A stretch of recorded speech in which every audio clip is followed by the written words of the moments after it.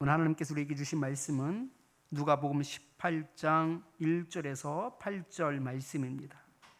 1절에서 8절 말씀을 한 절씩 교독하겠습니다.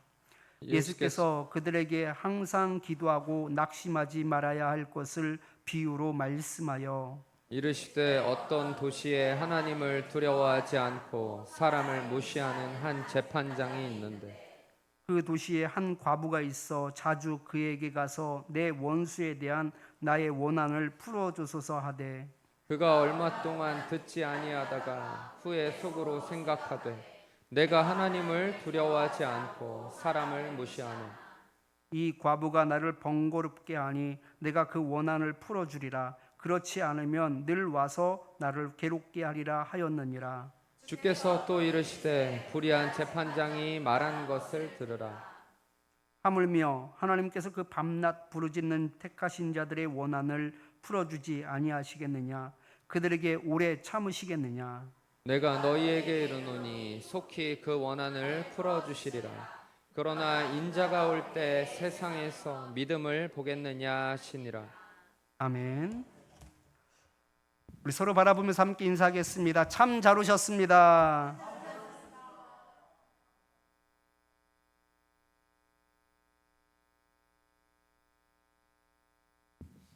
대상에 따라라는 말씀의 제목을 가지고 함께 은혜를 나누겠습니다. 우리 사회는 유독 갑과 을의 관계에 민감합니다.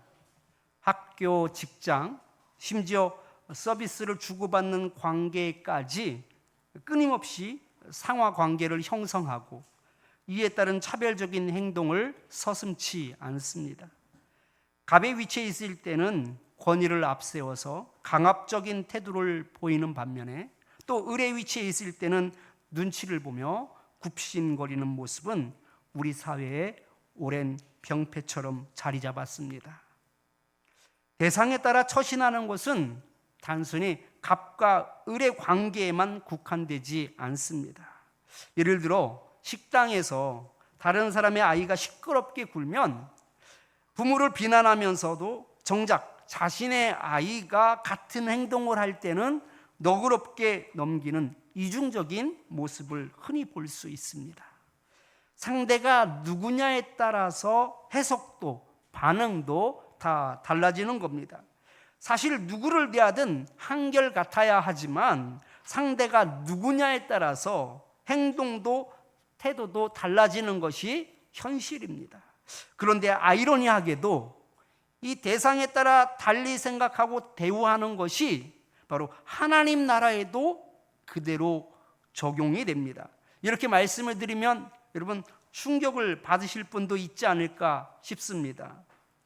하나님 나라는 정의와 공정이 강같이 흐르는 나라 아닙니까? 예, 물론 그렇습니다. 그러나 대상이 누구냐에 따라 그 적용 방식이 달라집니다. 대상에 따라 어떻게 달라지는지 말씀을 통해서 함께 알아보겠습니다. 본문은 예수님의 유명한 비유로 억울한 일을 당한 과부가 그 불의한 재판장에게 도움을 청하는 이야기를 담고 있습니다. 과부는 원한을 풀기 위해서 이 재판장을 찾아갑니다. 그러나 재판장은 악명이 높은 사람으로서 아주 소문이 자자했습니다. 본문 2절 말씀을 같이 함께 읽겠습니다. 이르시되 어떤 도시에 하나님을 두려워하지 않고 사람을 무시하는 한 재판장이 있는데 아멘.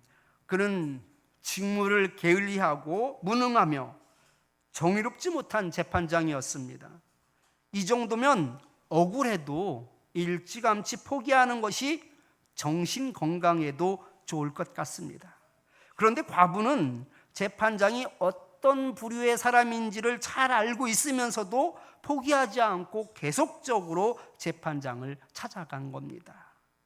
재판장은 예상대로 눈 하나 깜빡하지 않았습니다. 과부를 철저하게 외면하였습니다. 가끔 뉴스를 보면은요, 이 억울한 피해자를 나 몰라라 하며 뒷짐만 지고 있는 경찰들이 있습니다.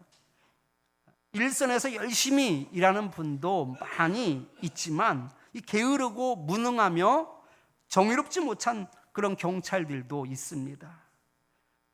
꼭 언론에 보도가 되고 나면 그제서야 움직입니다. 그래서 관용어처럼 굳어진 말이 있죠. 언론의 취재가 시작되자 뒤늦게입니다. 불의한 재판장도 이와 비슷합니다. 피해자의 억울함에 대해서는 나몰라라 하였습니다. 외면하였습니다. 뒷짐만 지고 있었습니다. 하나님도 두려워하지 않는 아주 대단한 사람이었습니다. 그런데 재판장이 뒤늦게 마음을 고쳐먹습니다. 갑자기 과부의 원한을 풀어줘야겠다고 생각을 한 겁니다. 왜 재판장은 생각을 바꿨을까요? 본문 5절 말씀을 같이 한번 읽겠습니다.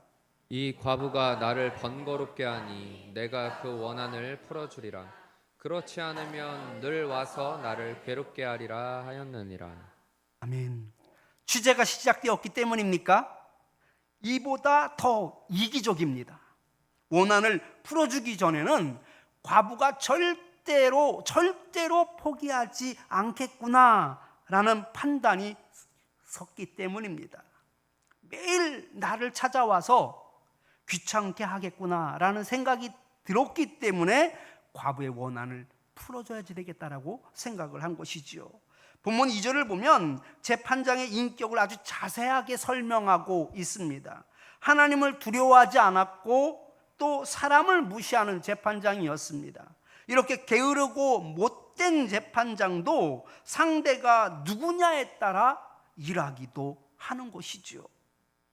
예수님께서는 이 불의한 재판장의 비유를 통해 우리에게 말씀하고 싶은 것이 있습니다. 게으르고 못된 재판장이라 할지라도 날마다 찾아가 원한을 풀어달라고 읍소하면 그 문제를 해결해 준다라는 것입니다. 하물며 의로운 하나님께 간절히 기도한다면 당연히 해결해 주지 않겠느냐라고 묻고 싶은 겁니다. 문제를 해결하는 데 있어서 이 못된 재판장과 의로우신 이 하나님 사이에는 한 가지 공통점이 있습니다. 어떤 공통점이 있죠? 공통점이 없는 것 같죠? 공통점이 하나 있어요. 아무에게나 다 들어주는 것이 아닙니다. 아무나 다 들어주시지 않더라고요. 못된 재판장은 어떤 사람의 원한을 해결해 주었습니까? 정말로 원통한 사람의 문제를 해결해 준 것이 아닙니다. 원한을 해결해 주지 않으면 날마다 자신을 찾아와 괴롭힐 것이 뻔한 그 사람의 원한을 해결해 주었습니다. 그렇다면 하나님은 어떤 사람의 원한을 풀어주실까요? 단순히 밤낮 부르짖는 사람의 원한을 풀어주는 것으로 오해할 수 있습니다. 그런데 그것이 아니에요. 물론 밤낮 부르짖어야 하지만 본문에서는 더 구체적으로 어떤 사람들의 원한을 풀어주셨는지 말씀하고 있습니다. 본문 7절 말씀을 함께 읽겠습니다. 하물며 그분께서 그 밤낮 부르짖는 택하신 자들의 원한을 풀어주지 아니하시겠느냐. 아멘. 어떤 사람들입니까? 택하신 자들의 원한이었습니다. 못된 재판장과 이 의로우신 하나님 사이에 공통점이 하나 있다고 제가 말씀을 드렸는데 바로 대상이 누구인지를 따진다라는 겁니다. 그러나 그 접근 방식은 완전히 다릅니다. 못된 재판장의 경우에는 그 대상이 날마다 찾아와 자신을 괴롭히는 사람입니다. 반면에 하나님의 경우는 대상은 날마다 찾아오는 하나님께서 택하신 자들이다라고 말씀하고 있습니다. 못된 재판장은 자신을 날마다 찾아와 괴롭히는 사람들에게만 관심을 두고 그들의 요구를 들어주었지만 의로우신 하나님은 자신을 찾아오는 사람들 중에 자신이 택하신 백성들에게 관심을 두시고 그들의 기도에 응답하여 주신다는 겁니다.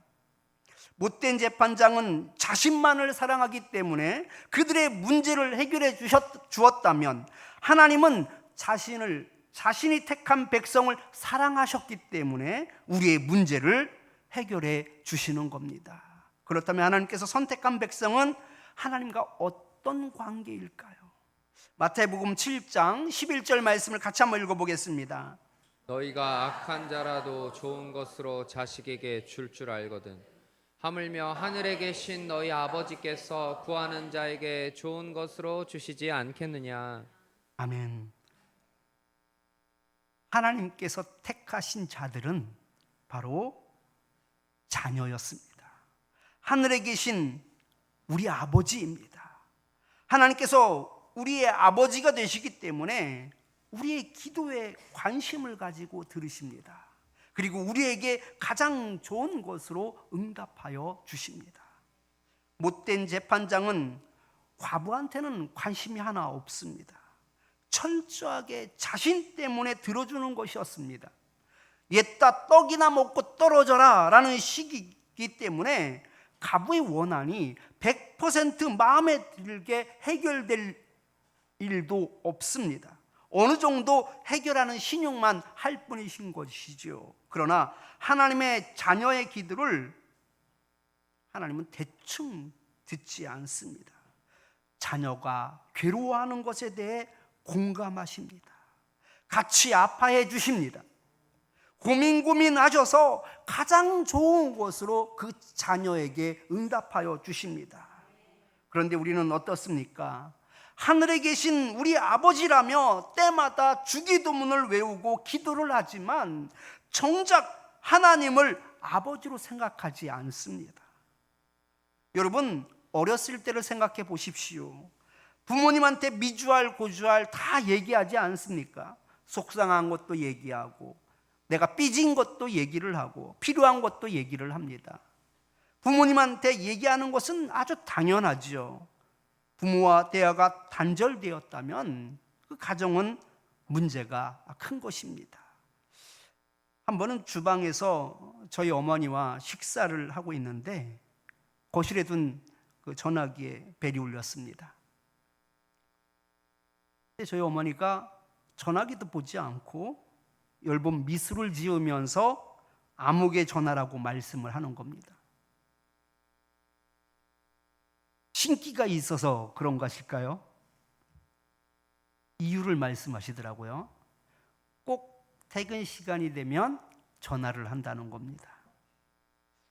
제가 밥 먹다가 벨이 울리는 그 거실에 가서 전화기를 들어보았더니 그 아무개가 맞는 거예요.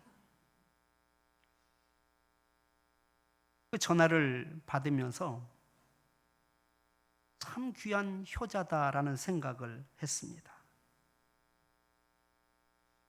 오늘 말씀을 준비하면서 하나님께 기도한다라는 것은 바로 때마다 전화하는 자식과 같다라는 생각을 해보았습니다. 하나님은 우리가 전화할 때까지 기다리고 계십니다. 그리고 전화를 드리면 아무개가 전화를 했구나라며 엷은 미소를 지으며 그 전화를 받으십니다. 그렇게 자녀와 대화하시기를 우리 하나님은 바라십니다. 어려운 문제는 없는지 물어보시기도 하시고 힘들지는 않는지 물어보시기도 하십니다. 그러면 하나님께 다 말씀을 드리십시오. 직장일로, 가정일로 힘든 게 있으면 하나님한테 전화를 거십시오. 미운 짓거리 하는 사람들이 있으면 이것 때문에 힘들다고 일러주기도 하십시오. 필요한 것이 있으면 이게 꼭 필요하다라고 그렇게 말씀을 드려보십시오. 하나님은 자신이 택한 나의 자녀의 원한을 풀어주십니다. 구하는 자녀에게 좋은 것으로 주십니다. 여러분, 확신을 가지십시오. 하나님이 우리를 보실 때 우리는 무리 중에 한 사람이 아닙니다. 하나님이 보실 때 우리는 그 대상 자체가 다릅니다. 바로 하나님께서 택하신 나의 자녀이기 때문에 그렇습니다. 여러분은 택함 받은 자녀라는 이 자부심이 있습니까? 그 자부심으로 하나님께 기도하고 있습니까? 참 쉬우면서도 어려운 문제입니다. 왜냐하면 우리는 보이지 않는 하나님을 신뢰하기보다는 보이는 세상의 것에 마음이 끌리고 거기에 신경을 쓸 때가 얼마나 많은지 모릅니다. 보이지 않는 하나님께 전화하기보다는 눈앞에 보이는 그 현상과 지표와 그 상황과 그 경험을 의지할 때가 얼마나 많은지 모릅니다. 우리의 최대 손실은 아버지를 아버지로 보지 않는 것입니다. 왜냐하면 우리에게 주어진 최고의 기회를 낭비하고 있기 때문에 그렇습니다. 로마서 8장 15절 16절 말씀을 같이 한번 읽겠습니다. 너희는 다시 무서워하는 종의 영을 받지 아니하고 양자의 영을 받았으므로 우리가 아빠 아버지라고 부르짖느니라. 성령이 친히 우리의 영과 더불어 우리가 하나님의 자녀인 것을 증언하시나니. 성령님은요, 우리에게 계속적으로 세상에 속지 말라라고 말씀하십니다. 상황 바라보지 마, 그 지표 바라보지 마, 통계 바라보지 마라고 말씀합니다. 그리고 계속적으로 자각하게 하는 것이 있습니다. 그것이 무엇입니까? 우리가 하나님의 자녀라는 것을 계속적으로 증언하는 겁니다. 너는 하나님의 자녀야. 너는 하나님의 자식이야. 그러니까 세상의 것에 대해서 골몰하지 말고, 그런 것에 마음 빼앗기지 말고, 그런 것에 의지하지 말고 하나님께 기도하면 되는 거야. 너는 하나님의 자녀이기 때문에 하나님만 바라보고 살면 되는 거야 라면서 성령이 우리를 향하여 계속적으로 너희들은 하나님의 자녀라고 증언하고 있습니다. 자각하라고 말씀하고 있어요. 우리가 하나님의 자녀라는 것을 자각하며 살 때 우리는 비로소 하나님께 기도할 수 있습니다. 이것이 너무나 중요합니다. 하나님의 자녀라는 인식이 분명한 사람은 그 기도가 달라집니다. 아버지를 신뢰하기 때문이지요. 아버지께서 좋은 것으로 줄 것을 확신하기 때문인 것이지요. 그렇게 지표나 상황을 의지하지 않습니다. 세상의 데이터를 의지하지 않습니다. 그런데 이것이 확신 가운데 서지 못하면 내 기도가 하늘에 닿기는 할까? 내 기도를 하나님께서 들어주시기는 하실까라며 의심하게 됩니다. 기도의 능력을 잃어버리지요. 힘을 빠지게 합니다. 여러 옵션 중에 하나가 되고 마는 것이지요. 기도의 힘은요, 바로 인식에 있습니다. 나는 하나님의 자녀이고 하나님은 나의 아버지다라는 인식에서부터 시작되는 것이죠. 그 아버지는 내 기도에 귀를 기울여 주십니다. 내가 얼마나 힘들어하며 아파하는지 함께 아파해 주십니다. 문제를 해결해 줄 수 있는 그 길도 아버지께서 열어주십니다. 그렇게 될 때 더 이상 우리의 기도는 의무가 아닙니다. 기도를 하라고 하니까 기도를 하는 것이 아니라 이제는 그 기도는 나에게 기회가 되는 것이지요. 문제를 풀게 되는 키가 되는 것입니다. 이 기회를 어쩌다 사용하는 사람이 없기를 축원합니다. 기회가 제한이 걸린 것도 아닙니다. 이 기회는 무한정 제공됩니다. 달아도 없어지지 않는 기도를 마음껏 사용해야 마땅한 것 아니겠습니까? 밤낮으로 하나님께 부르짖는 것이 당연한 것입니다. 지금 한참 이스라엘과 또 레바논의 무장정파 헤즈볼라 간의 전쟁이 이어지고 있습니다. 헤즈볼라는 지금까지 그 이란의 지원을 받아서 수만 발의 미사일을 비축하고 있다고 합니다. 그런데 그 막강한 미사일을 비축하고도 한 번도 사용하지 못하고 반 이상이 그냥 폭격당하여서 허공으로 날아가 버렸습니다. 이해할 수 없는 전쟁인 것이죠. 그런데 여기에는 그럴 수밖에 없는 이유가 있습니다. 전쟁이 시작되기 전에 이스라엘에서 여러 작업을 했습니다. 첫 번째 뭘 했냐면, 이 전화 도청이 되니까 그들이 삐삐를 이용했어요. 그런데 그 지도부들이 가지고 있었던 삐삐에 폭탄을 설치했어요. 폭탄을 설치된 삐삐를 판 거예요. 그리고 결정적인 순간에 그 삐삐가 울리게 한 겁니다. 삐삐가 울리니까 확인하겠죠? 그러면서 눈이 실명된다든지 팔이 날아간다든지 치명상을 입게 됩니다. 수천 명이 다쳤어요. 죽기도 하였습니다. 그들이 바로 지도부예요. 그리고 간부급들을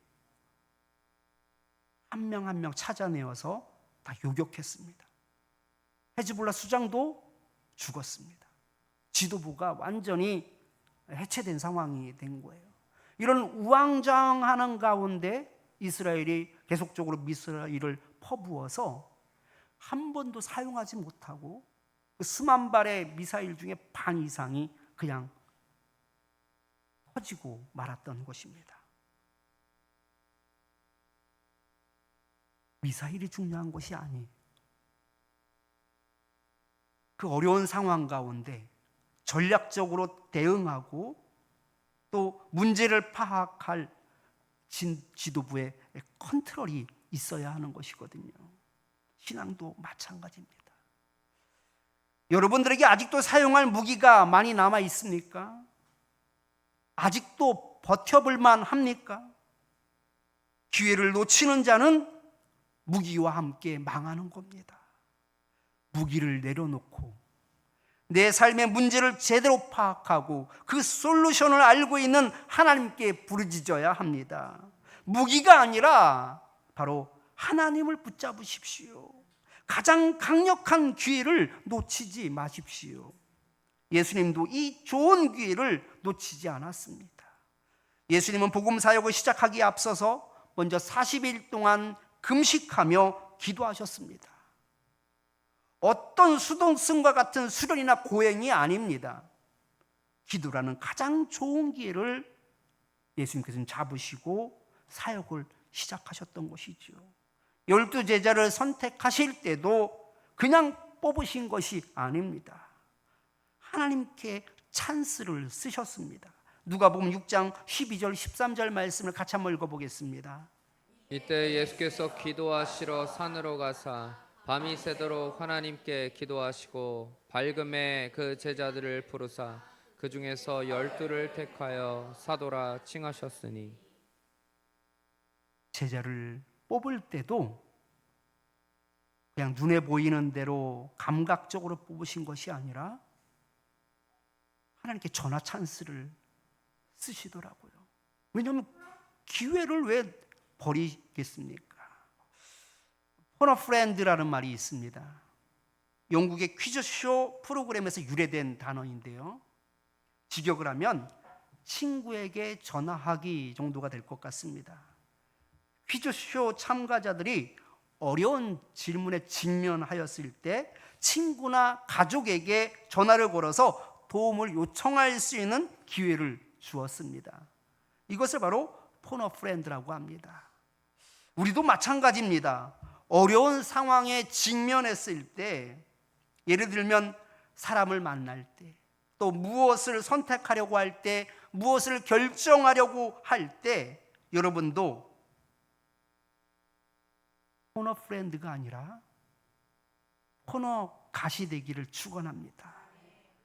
친구들에게 물어보고 부모에게 물어보고 지식인에게 물어보고 결정하는 것이 아니라 코너가 하나님께 전화를 하십시오. 하나님께 전화 찬스를 쓰십시오. 그분이 바로 나의 아버지가 되십니다. 하나님께서 반드시 택하신 자녀에게 응답하여 주실 줄 믿습니다. 이 말씀을 기억하면서 우리 함께 찬양하겠는데요. 기도를 멈추지 마라. 함께 찬양하겠습니다.